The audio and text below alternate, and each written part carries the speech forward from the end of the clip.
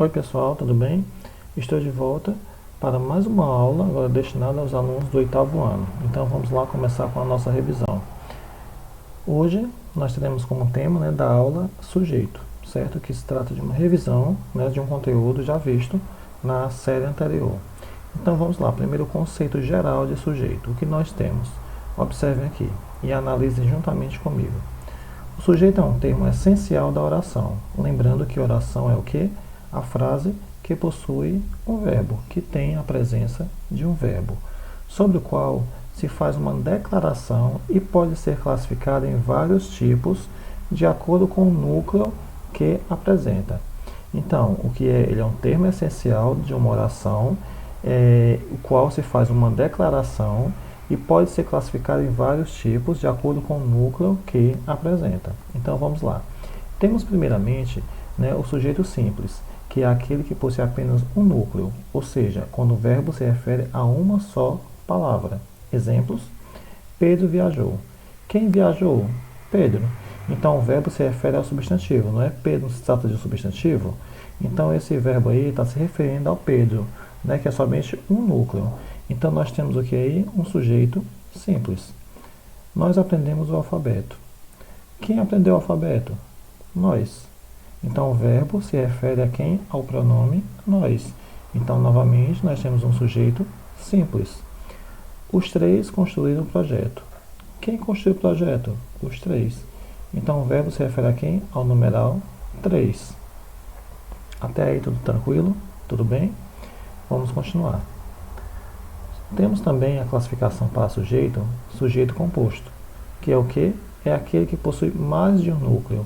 Nós acabamos de ver que no sujeito simples, ele só tem o que? Um único núcleo. No caso do sujeito composto, ele vai ter dois ou mais núcleos. Como, por exemplo, pai e filho viajam juntos todos os anos. Então, você faz a pergunta ao verbo: quem viaja juntos todos os anos? O pai e o filho. Então, sujeito composto. Viajamos ele e eu para Cancún. Então, quem é que viajou? Ele e eu. Então, nós temos aqui a presença de quê? De um sujeito composto. Seguindo.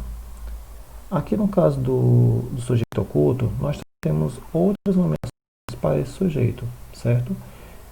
Não sei se vocês recordam, mas eu comentei no vídeo do ano passado ainda. Mas eu faço questão de recordar. Então, o sujeito oculto também tem as seguintes nomeações: sujeito elíptico, sujeito desinencial, não é? E sujeito subentendido. Então, essas nomeações vocês podem encontrar também para sujeito oculto, que o que é? É aquele que não está explícito na oração, ou seja, ele não aparece logo ali de cara para o leitor, mas ele pode ser determinado pela flexão número pessoal do verbo, ou por sua presença em alguma oração antecedente. O que nós podemos observar desse exemplo? Gosto de viajar todos os anos. Então, professor, como é que eu posso saber aqui quem é o sujeito? Como é que eu posso determinar aqui quem é o sujeito e qual o tipo dele? Observe que o verbo gostar, ele está conjugado na primeira pessoa, não é? Gosto. Então, ele está se referindo a quem? Ao pronome eu. Logo, ele é um sujeito oculto. O eu não está presente na frase, não está presente na oração, mas você consegue saber que é o eu somente pela terminação do verbo. Então, nós podemos também falar a seguinte frase: cansei de copiar. No caso aí, cansei. Vocês conseguem sim saber quem é o sujeito, Que seria quem? Eu cansei. Somente pela terminação do verbo. O eu não vai estar presente, mas a terminação do verbo, a desinência desse verbo, a flexão número pessoal desse verbo, vai indicar quem é a pessoa que não está ali explícita para o leitor. Continuando. Sujeito indeterminado. O que é sujeito indeterminado? É aquele no qual não é possível identificar um referente explícito na oração ou no contexto do enunciado.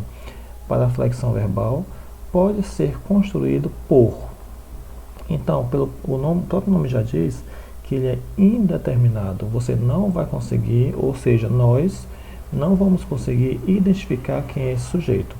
Então, nós temos dois pontos aí a tratar sobre sujeito indeterminado. Primeiro, ele pode ser um verbo transitivo direto na terceira pessoa do plural, como vocês podem observar, anunciaram a morte do prefeito. Quem anunciou? Uma pessoa. Quem é esta pessoa? Não se sabe. Então, observe que o verbo vai estar o quê? Na terceira pessoa do plural. Anunciaram. Quem? Não se sabe. Logo, um sujeito indeterminado. Diferentemente, né, do sujeito oculto, que a gente consegue saber quem é, através da terminação. Já que, apesar de ter uma terminação também, só que aqui não vai indicar quem é. Anunciaram. Quem anunciou? Não se sabe. Outro ponto, verbo transitivo indireto, verbo intransitivo ou verbo de ligação flexionado na terceira pessoa do singular mais o pronome se. Então, o que dizer sobre esse aspecto? Primeiro, o aluno tem que saber o que é um verbo transitivo. Verbo transitivo indireto é aquele verbo que a gente necessita de uma preposição logo em seguida. Como, por exemplo, eu preciso de ajuda. Esse verbo precisar, ele é classificado como transitivo indireto, porque ele necessitou de uma preposição, né, no caso de, para se ligar ao restante da frase, ou seja, do seu complemento. O verbo intransitivo é o quê? É aquele verbo em que ele não precisa necessariamente de um complemento. Como, por exemplo, o pássaro voa. O verbo voar, ele é intransitivo. Ele não necessita obrigatoriamente de um complemento. E verbo de ligação seriam quais? Aqueles verbos em que vai passar normalmente ideia de estado, certo? Como, por exemplo, nós temos uma lista de verbos: ser, estar, permanecer, parecer, tornar-se, virar-se. Então, todos esses verbos de ligação também flexionados na terceira pessoa do singular, mais o pronome se, como nós podemos ver nesse exemplo. Não se fala da morte do prefeito no jornal local. Não se fala da morte. Ou seja, no caso aí, existe também um sujeito indeterminado. E por último, nós temos a oração sem sujeito, em que eu coloquei aí o que? Um pequeno quadro, né, mostrando para você quando vai se tratar de uma oração sem sujeito. Que pontos? Com verbos ou expressões que denotam fenômenos da natureza, como por exemplo, de manhã choveu muito, não tem sujeito aí, é uma oração sem sujeito.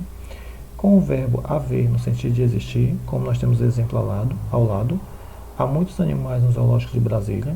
Com o verbo haver, quando indica tempo decorrido, aguardo a encomenda há 2 dias.